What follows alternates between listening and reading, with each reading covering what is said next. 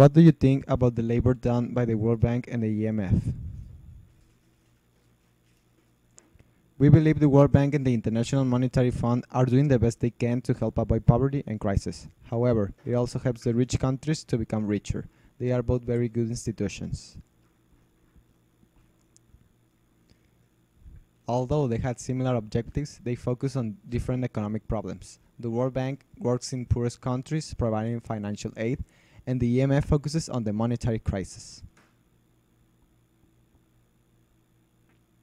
But when they work together, they can accomplish many things, because they both work to avoid poverty no matter what. If you had a country, what would you use? Protectionism or free trade, and why?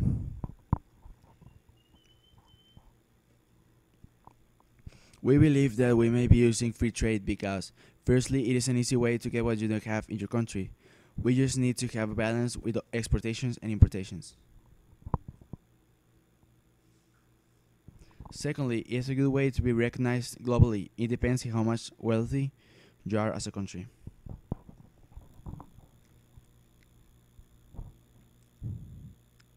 What are the main indicators of the traditional economy?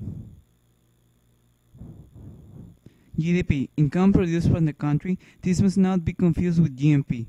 There is different. It is income produced in many countries but benefices only to the state that owns those productions. Inflation. It is the average of the increases of prices that can affect the country's economy. This can be provoked because of three things.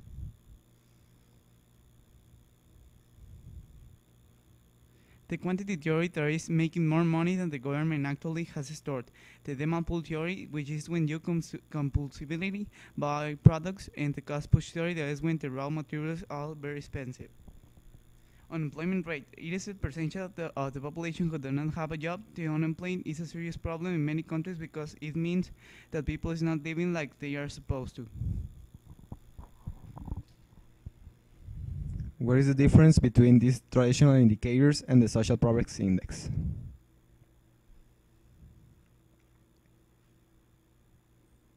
The macroeconomic indicators measures the progress based on how much money the country generates, and social progress index is based on the welfare of a society, measuring the basic needs, education, opportunities, among any other things. Which type of indicators do you think are better? Why? We think it is better the social progress index because we should focus on the welfare of the people rather than the money we make. Some people might say the money determines how powerful a country is. Certainly, it saves a country from many problems. Moreover, it can produce you a comfortable life.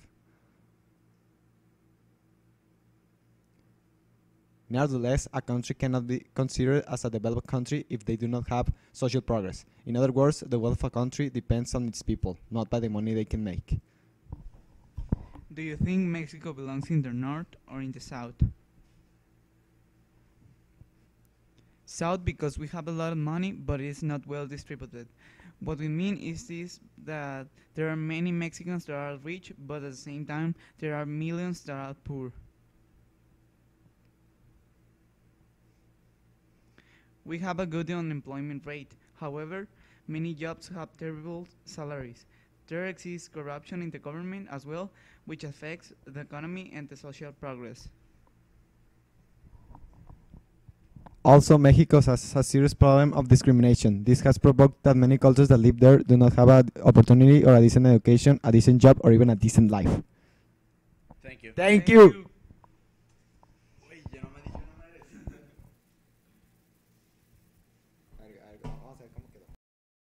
Created using Powtoon.